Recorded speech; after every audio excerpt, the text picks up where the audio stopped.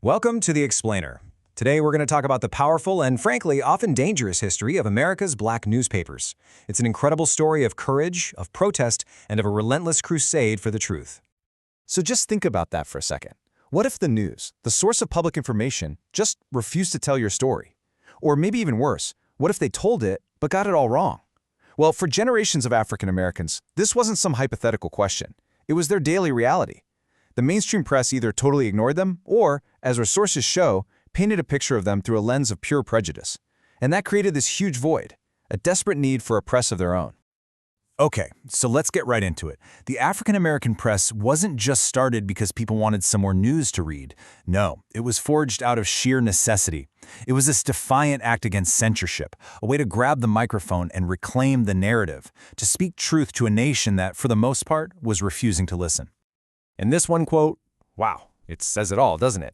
It's from the very first African American-owned newspaper in the U.S., Freedom's Journal. We wish to plead our own cause. Too long have others spoken for us.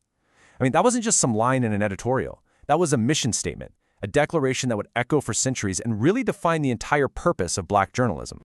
And from that first call to action back in 1827, a real movement started to grow. Within just 20 years, you see these huge milestones pop up. The Mirror of Liberty comes out as the first periodical, and then of course the legendary abolitionist Frederick Douglass launches the North Star. Every single one of these publications was like opening a new front in the fight, creating this vital space for expression and defense. And you have to understand, this movement was about so much more than just sharing community news. These newspapers, they were weapons. They were tools for organizing communities, platforms for protest, and the collective voice of a people demanding their basic civil rights.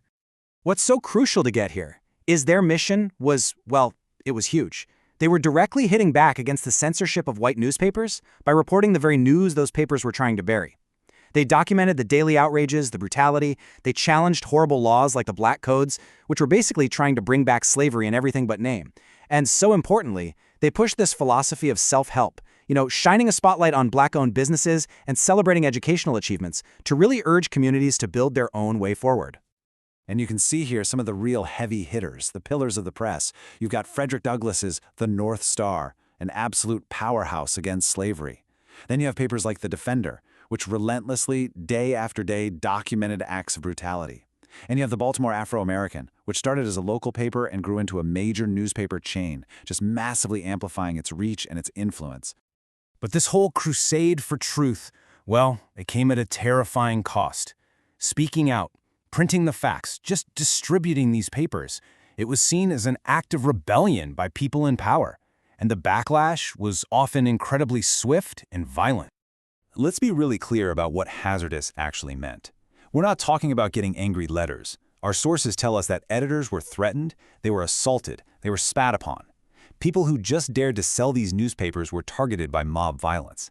This wasn't a simple disagreement. This was a full-on campaign of terror designed for one thing: to silence their voices.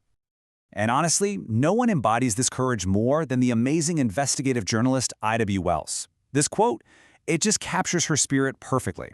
She saw the lies being told about her community, especially the twisted justifications for lynching, and she basically said, all right, I'll do it.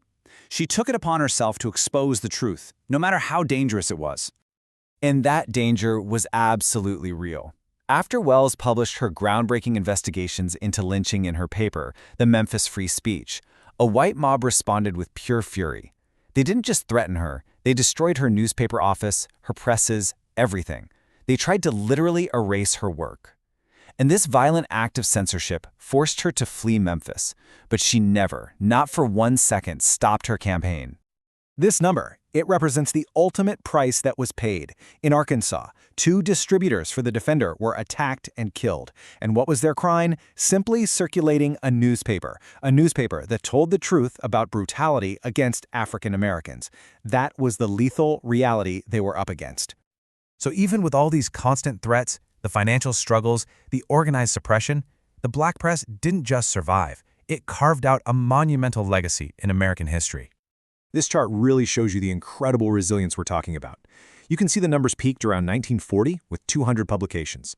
And yeah, that number declined over the next few decades. They were facing huge financial pressures from falling ad revenue and, of course, competing with the slow integration of mainstream media. But look at the resurgence by the late 1980s. It's proof that even as some doors opened, the vital need for these specific voices never, ever went away.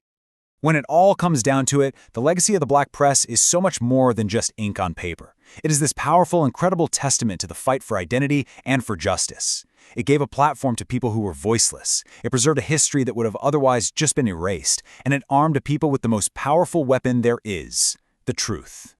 So this heroic struggle of the early Black Press leaves us with a final thought, one that's super relevant today. In our age of just constant information overload, it forces us to ask some really critical questions. Where does my information come from? Who's shaping it? And why does that simple, powerful act of pleading our own cause, of telling one's own story, remain just as vital and just as revolutionary as it ever was?